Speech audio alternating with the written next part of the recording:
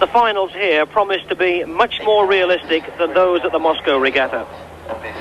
And this British crew, all from the Kingston Rowing Club, alongside the East Germans in lane 4.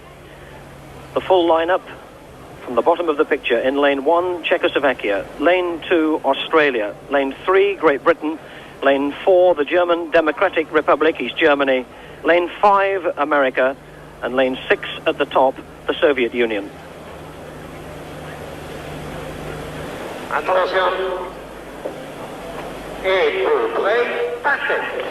Away we go, and the British boys know that they can't afford to get headed in the first few hundred metres of this final. They've got to attack from the front and stay in contention, and at this moment they have a lead of about half a canvas, but a long, long way to go. But clearly rowing to instructions. They've got to go off really strong and attack from the front.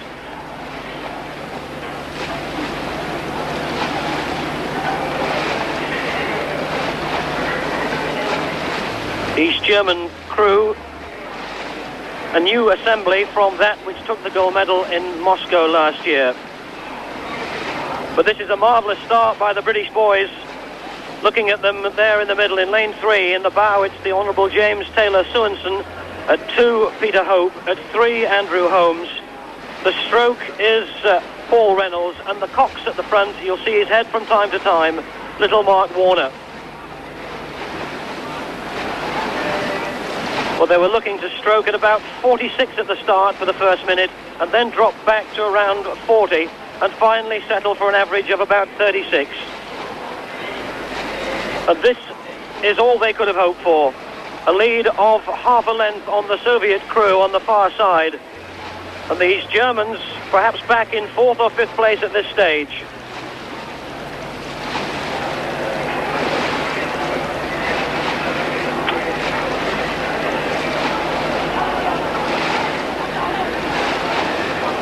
This is the crew that is our national champions and which won the Prince Philip Challenge Cup at Henley, and which won 2 of the events at the Ratsburgs Regatta in June. And there's the lead, a lead of just under 2 seconds for Great Britain at this stage over, it said on that caption, the Soviet Union.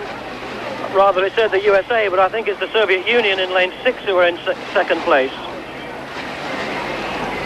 Well, now a lead of a length for the British boys here in the final of the Cox Fours, and is this going to be an absolute dream start to this finals day in Munich? 4 crews through to the finals. We had 4 crews through in 1979 in the World Championships, but only had to settle for a bronze medal. But there are high hopes here today of a silver from the 8, perhaps a bronze from the single sculler, Chris Baillieu. And although the Cox Fours were thought to have achieved their best merely by getting through to the final, they've gone off at a right rate of knots. A full lead of a length for the British Cox Four. Still the Soviets in lane 6 on the far side, in second place.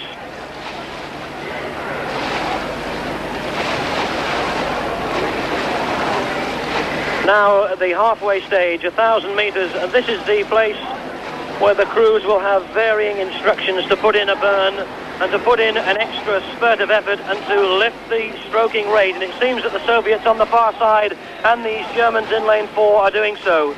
The British lead now down to half a length, and this is where the going gets hard. No doubt at all that the Soviet crew on the far side have put in a bit of extra effort and are now hauling back. 1.2 seconds the lead, but you can see it more visually in the length of the boat.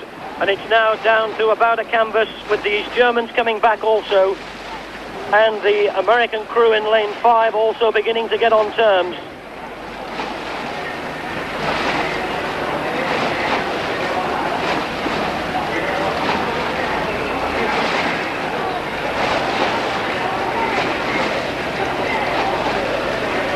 Well, the British boys have lifted the strike rate again, trying to retain that lead, but it's hard going.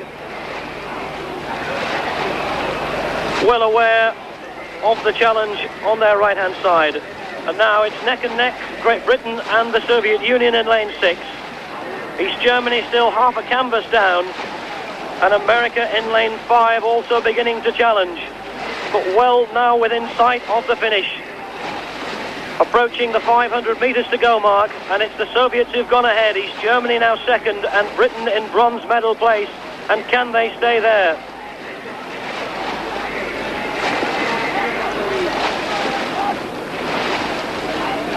Well, what has the British crew saved for this final push for the line?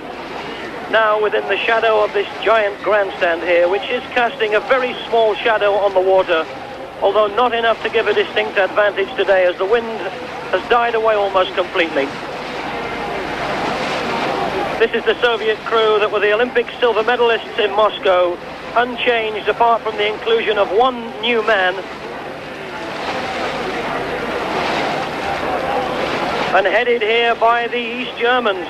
Well, although East Germany took the gold medal in Moscow, that crew has now been broken up, and they've assembled a new crew from the crew of the Eights, which also took the gold medal in Moscow.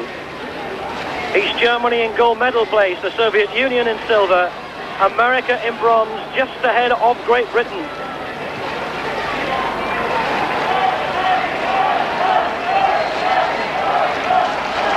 The view from behind of the East German Coxed 4, now inside the last 250 metres, in sight of the gold medal.